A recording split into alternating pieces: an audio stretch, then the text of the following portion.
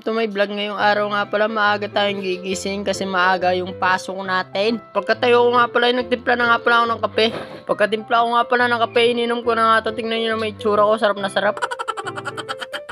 Pagkatapos ko nga pala nagkape, nagpainit na nga ako ng tubig kasi sobrang lamig ng tubig dito sa amin. Habang nagpapainit nga pala ako ng tubig, inanda ko na nga pala yung aking mga gagamitin. Ayun nga, nakaligo na nga ako. Ito nga pala nga ang gagamitin, G. Di ko na nga pala binidyoan yung pagligo ko, baka makita yung edits ko. Char. Pagkatapos ko nga pala nagbisi, sinuot ko na nga itong maangas kong belt bag. Pagkatapos ko nga pala nasuot ay nagsuot na rin ako ng jacket kasi sobrang lamig sa daan. Inayos ko nga pala yung camera ng GoPro ko kaso nga hindi ko rin naman nagamit kasi nga ang pangit ng pagkakuha ng video. Tignan nyo na may itsura ko dito para ako sasali sa Ironman Challenge. Geng geng. At na nga pala, gumura na nga pala ako, bells. Tignan nyo, napakaangas ko naman dyan. Nagladlad ng bakla.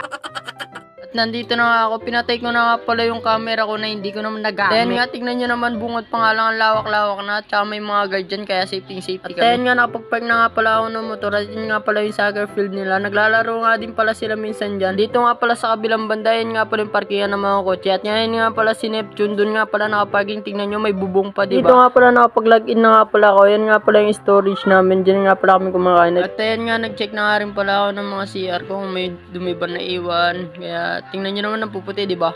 Yan nga pala yung mga linilinisan ko araw-araw. At dito nga chinek ko nga rin pala yung CR dito. Ayan. Di ba? Ang linis.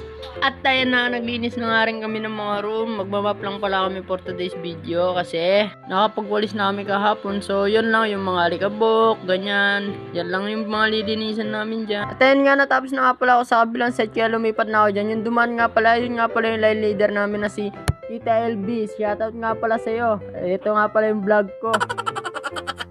At ayan nga pala, lumipat na nga rin pala kami sa kabilang room. At ayan nga po, tapos na nga pala ako dyan. Tignan nyo naman ang ginawa ko. O, diba? O, ang sipag di. O, carry bells.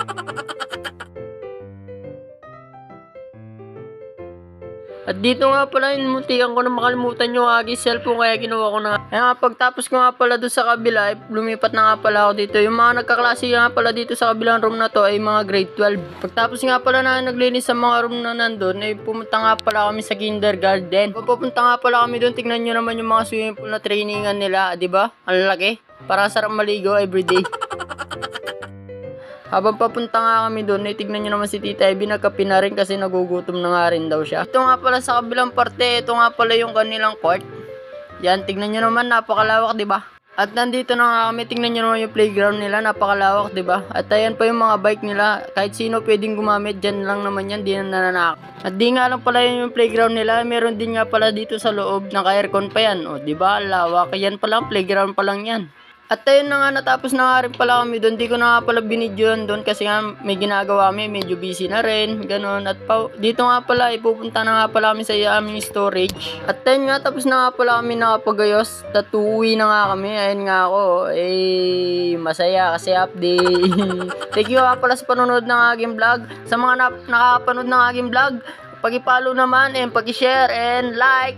Thank you so much.